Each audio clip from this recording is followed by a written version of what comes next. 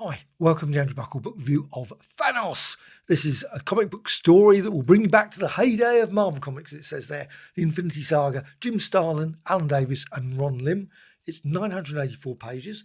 Book came out in 2020 and there's the back. You can see features a number of characters. There's a few characters that appear all the way through the book that don't seem to appear on this, but still. And they've got Giant Man, I think that's Giant Man, looks like Giant Man, and Moon Dragon, etc.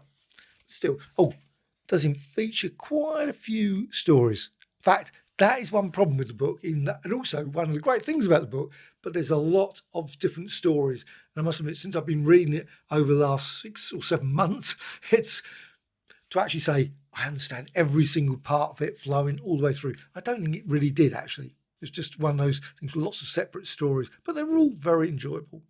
So you can see there the stories, $100, I paid about £60. This is obviously from Marvel, and it's the book. You've got Warlock there. Now, Warlock features, you've got Wolverine on the all those are characters. Obviously, the Hulk does appear in the book. Obviously, you've got Thor there, Deadpool. There's some Deadpool does appear, definitely. And Miss Marvel, and Doctor Strange, Black Bolt. I think they threw everything. The kitchen sink in this book. And it does actually feel like that when you actually read it. It wasn't particularly a coherent story, I would have to say, because of course it is lots of separate stories. So you've got Infinity Saga there, and Thanos, of course, is unstoppable. And he's one of those characters that seems to be out of time, out of sync completely with the universe. So it's like Warlock. They can come back, and they come back, and they come back. And that's one of the things with this. You never know, really. I mean, there could be an infinity whatever afterwards. I thought, actually, when I got this, I thought this is going to be like the ultimate story. This is going to be it. Not particularly, but still, I'm certain that many, many stories will come along later. Thanos Annual, we've got the Thanos Infinite Revelation, Thanos versus Hulk. That was quite good. Thanos, the Infinity Relativity. And so, in fact, I think they just go through it. It must just get a dictionary out and just go through it. The Thanos like sock, Thanos glove, the Thanos ring, the Thanos whatever. And you got the Blood Brothers there now. That, of course, they're from the Iron Man issue 55. Probably other stories as well, of course. Actually, one character I don't think turns up in here, Controller. I remember the Controller. You got Mephisto, of course. Mephisto, and it often turns up in the stories with Thanos.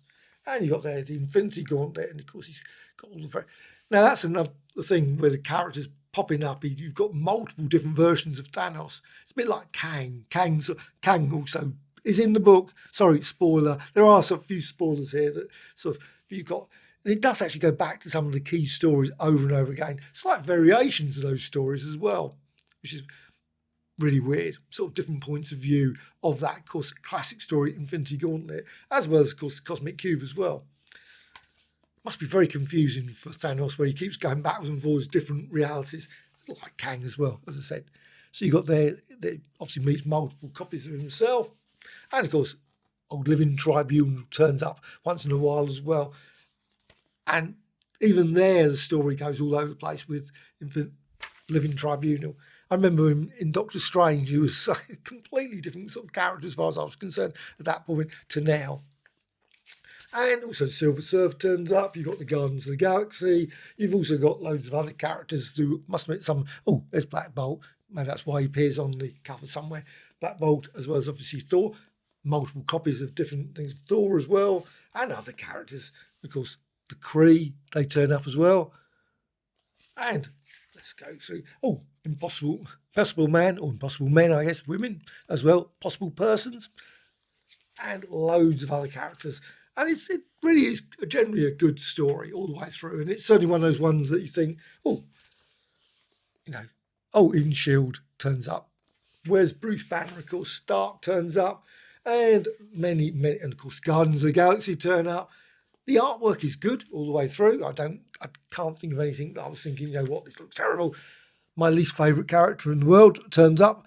Lord Annihilus, as he's now called, of the Negative Zone. I don't know, Lord Emperor or something, surely. Go for something like that. And of course, the Hulk has a bit of a problem there, obviously. Fear. And we still got Annihilus, that's part of the story. And the Troll turns up. He turns up a few times. And also, you get the original, of course, I love that. The fact that it's quite often they have these storylines with the original characters, which I think is always quite the original meeting. How many times that variation has been done? This time, Warlock turns up. Of course, Warlock turns up in the Thor, it was 165, 166. And of course got Thor bashing away and the Hulk as well. And of course, Warlock can handle them all.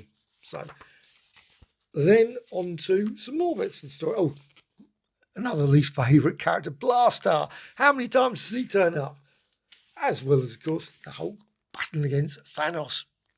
I think Thanos would actually take the Hulk out. But it's just all these sort of, and of course, Warlock and Thanos meet up quite a few times in the story. Now, Silver Surfer, I think, is briefly in the story. And, of course, Death turns up as well.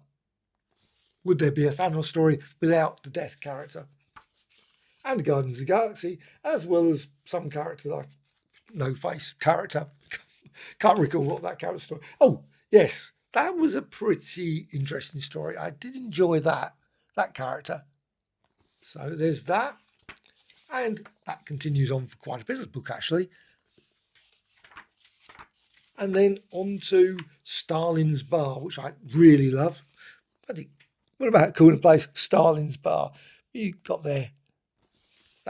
And of course, Warlock is there as well. And that darkness, and of course, it's got Thanos again all the way through. Anyway, I'm not going to show any more of the book other than the bonus section at the back.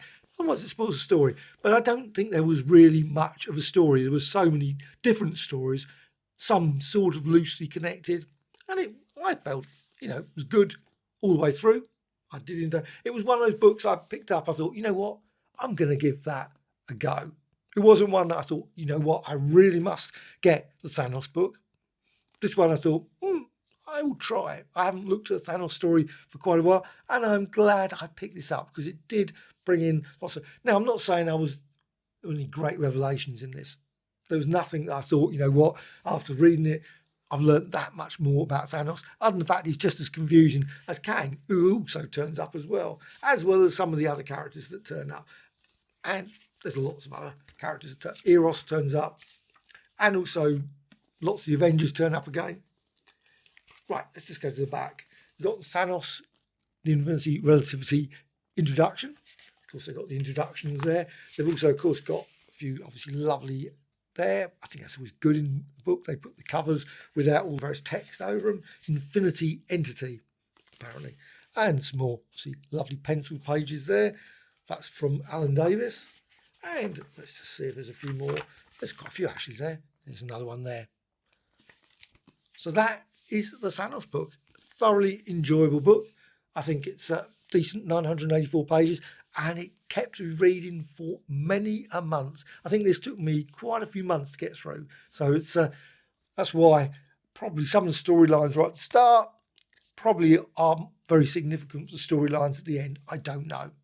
But I felt generally they were disconnected stories in most cases. But it all did sort of sort itself out at the end. Again, no ultimate revelation, no ultimate end to this. I think the Infinity Saga, as it's called, will probably continue. The Infinity End, the Infinity Final Stage, Infinity Death of Thanos, all those sort of things. Perhaps that's for another book, I assume, at some point. Sorry, that's a bit of a spoiler as well. But of course, they're not going to kill off a great character like Thanos just yet, are they? And if they did, there's always about 4 million different variations of Thanos in different dimensions, etc., that they can go through anyway. Quality of the book is very nice. Real lovely quality book all the way through.